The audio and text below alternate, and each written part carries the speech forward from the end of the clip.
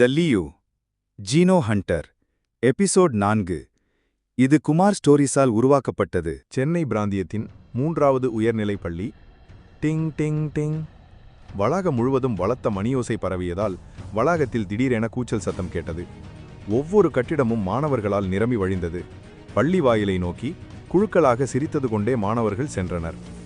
Leo அண்ணா, Leo அண்ணா என ஒரு தடிமனான குரல் வந்தது. லியோ, யாரோ உன்னை கூப்பிடுறாங்க.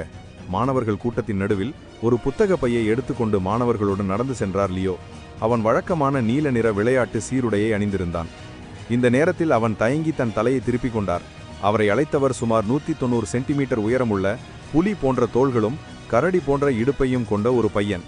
அவரது கைகால்கள் இன்னும் தைரியசாலமாகவும் ஆச்சரியமாகவும் இருந்தன. நீங்களா? லியோ என்று தயக்கத்துடன் தன்னை நெருங்கி வருவதை பார்த்தான் லியோ. தனக்கு முன்னால் யார் இருக்கிறார்கள் என்பதை அடையாளம் காணவில்லை. இந்த 2 பேர், ஒருவர் உறுதியானவர் மற்றும் பழுப்பு நிற கரடி போன்றவர். அதே நேரத்தில் லியோ பிரதர் என்றான். வதந்திகள் சரிதான் போல. லியோவிடம் பேசுவது மிகவும் எளிது. லியோ அண்ணா, எனக்கு உங்கள் உதவி ஒன்று தேவைப்படுகிறது. என்னுடைய உதவியா என லியோ சிரித்தான். நான் என் கைமுட்டிகளை பயிற்சி செய்த போது அந்த குத்தில் ஏதோ தவறு இருப்பதாக உணர்ந்தேன். எனக்கு ஏதாவது குறிப்புகள் கொடுக்க நேரம் இருக்கிறதா என்று கேட்டான் அந்த மாணவன். மனிதன் தொடர்ந்தான். டோஜோ ஆசிரியரின் கூற்றுப்படி எனது பலத்தை கொண்டு 50% மேற்பட்ட சக்தி கொண்ட ஒரு பஞ்சை நான் வெளியிட முடியும். இருப்பினும் அந்த மதிப்பை என்னால் ஒருபோதும் அடைய முடியல என்று கூறி லியோவை எதிர்பார்ப்புடன் பார்த்தான். ஓ, எனக்கு புரியுது என்றார் லியோ. ஒரு கணம் நின்று தலையை ஆட்டினார். சரி, இந்த வெள்ளிக்கிழமை நண்பகல் வேளையில் என்னை டோஜோவில் வந்து பார் என்றான். நன்றி அண்ணா, நன்றி அண்ணா. அந்த மாணவன் மீண்டும் மீண்டும் நன்றி சொன்னான். லியோ கொஞ்சம் சிரித்துவிட்டு பின்னர் தனது நண்பர்களுடன் கிளம்பினார். லியோ வெளியேறியதைக் கண்டு அந்த மாணவன் தனது உற்சாகத்தை காட்டினான். வெற்றி! ஹோ, லியோ அவ்வளவு சுலபமா ஒத்துக்கிட்டானா? பள்ளி சீருடை அணிந்திருந்த மாணவன் கூச்சலிட்டான். வதந்திகள் உண்மைதான். லியோ சகோதரர் பேசுவதற்கு எளிதானவர் மற்றும் நல்ல மனிதர் என்று கூறி சிரித்தார். ஆனால் அது சரியில்லை.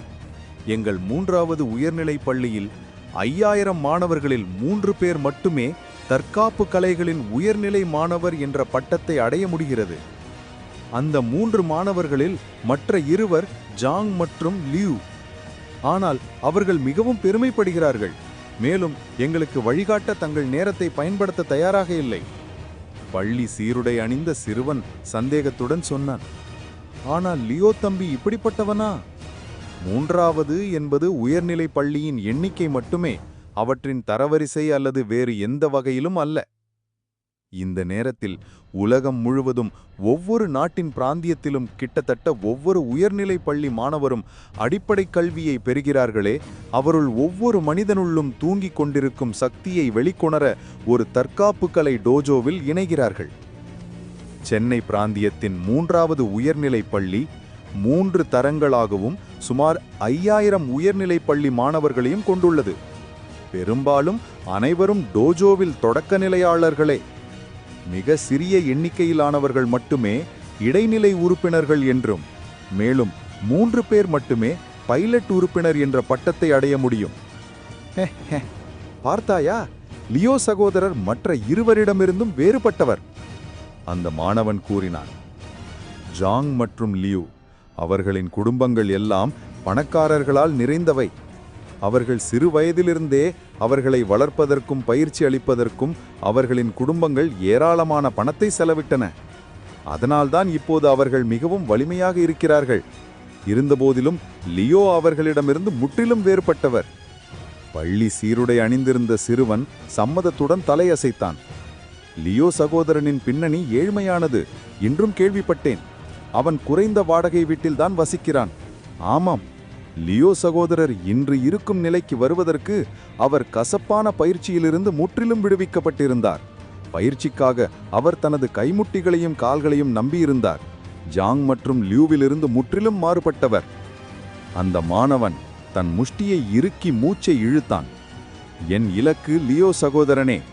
இந்த 4 வருடங்களுக்குள் நான் கல்லூரியில் பட்டம் பெறுவதற்குள் டோஜோ தேர்வில் தேர்ச்சி பெற்று பைலட் உறுப்பினர் பதவியை பெறுவேன்.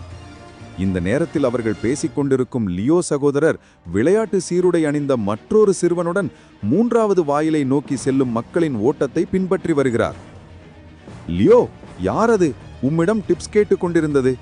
அந்த பெரிய முட்டாள் நடந்து சென்றபோது அவன் உன்னை புகழ்ந்து கொண்டிருந்தான்.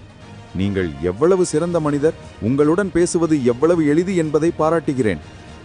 அதைக் கேட்ட லியோ பொறாமை வேள் என்று அவனை பார்க்க லைட்டா என்றான்.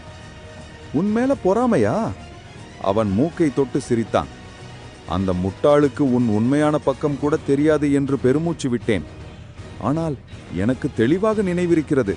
அந்த டோஜோ போட்டி மேடையில் நீ தொடர்ச்சியாக 3 பேருடன் போட்ட சண்டை. அந்த 3 உயர்நிலை பள்ளி மாணவர்களும் மீண்டும் மேலே ஏறக்கூட முடியவில்லை. லியோ சிரித்தார். உண்மையில் அந்த போட்டிதான் அவருக்கு புகழின் எழுச்சியாக அமைந்தது. இப்போது வீட்டுக்கு போகலாம் என்று லியோ வெய்வெண்ணின் தோளில் தட்டினார்.